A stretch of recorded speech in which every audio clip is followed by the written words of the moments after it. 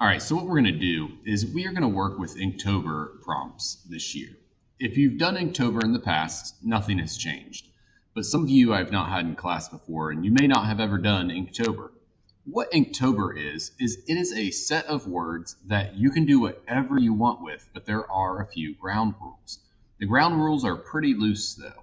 What those ground rules are that first of all, you use ink. So again, I have these nice G2 pens that are in your art kits, and you could use that. But if you wanted to use Sharpies, you could use those. Or if you just wanted to use a marker, technically you could use that. I am going to tell you though that I think these pens, the reason I put them in there is for something like this. So I would like you to use these. Again, if you have a Sharpie, it won't hurt to use it. But the G2 pen is a really nice way to use for ink, or nice material medium. Okay, so what is Inktober? So Inktober changes every year, and this year's prompt list is on my screen right here. And today is actually the 5th while I'm recording this. So what you would do is, if we were doing the prompt today, which we will, you will look at the page, and this will be on the classroom page, or you can go to inktober.com. It's an actual site. And you would look up what the 5th is. Today's word is blade. All right. So all you're going to do is you're going to take the time allotted. And again, I'm going to put down, I think 15 minutes, no less than 15 minutes. And you're just going to make a sketch using the word blade. Now, a lot of kids in the past had asked me if they could draw theirs with pencil and then ink it. And I don't really have a problem with that, but again, that's going to take up part of your time. And really, I want you to get comfortable with just using the pen. So again, we are at inktober.com. You look up whatever the date is. So if we did this yesterday, you would have done radio.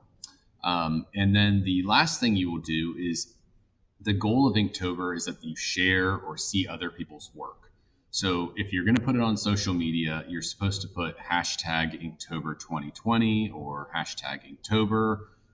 Or I know kids last year would do hashtag whatever the word is for that day, Inktober, or Inktober, hashtag Inktober Blade, and so forth.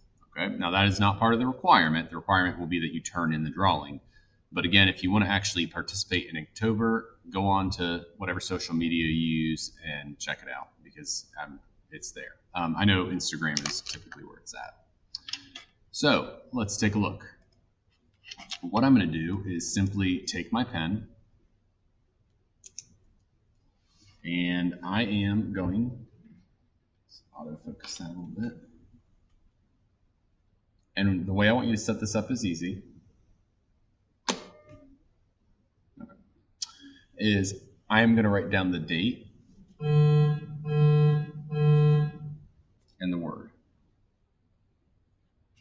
All right. And then I'm going to do a 15-minute drawing where I'm going to draw a blade. And if you want to look at source images for this, there's no problem with that. Kind of wanted to look up Blade from Marvel when I did it. Vampire Hunter, but I didn't. So I'm just going to draw it really clear. Now, I'm just going real quick. You're going to go longer because the other thing we're going to do and talk about today is values. So values means shading. Shading with a pen cannot be done like it can with a pencil. So the way that you're going to need to do that is you are going to need to use a couple different types of value. We have cross-hatching,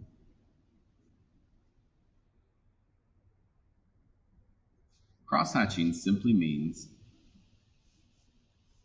that we have one set of lines and another set that crosses it.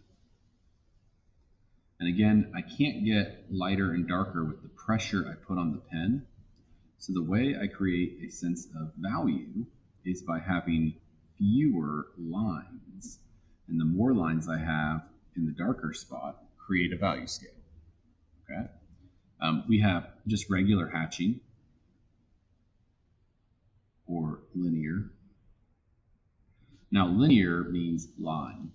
So if I add a single box, if I add a single line and I add more and more lines, as I spread the lines out, your brain is going to see value. Next, I have Pointillism, or Stippling. Now, Pointillism and Stippling, I'm not going to fill the whole design here with, but basically it's all these dots. And if you ever look at a newspaper, or anything printed really, this is how printing works. It's very similar to how pixels work as well. So the more dots I have together, the more it's going to look darker. The fewer dots I have, the lighter it's going to become. So again, stippling takes a while, but it looks really good when you get it done. I actually love using this method for adding value with ink. It's one of the main things I used to do. I don't do it much anymore. But again, these three methods of adding value should be all you need to get going on your project. So again, I'll come over here and I'll decide, what do I think I want to add here? Well, let's add some hatching.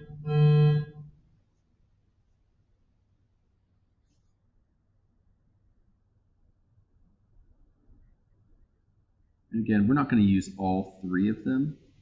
It's really which one you like better to use.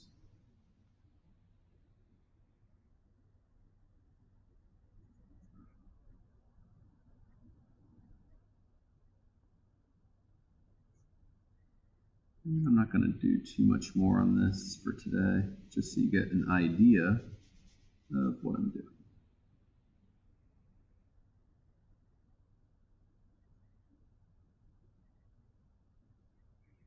All right, so this concludes our work. Again, this is Inktober.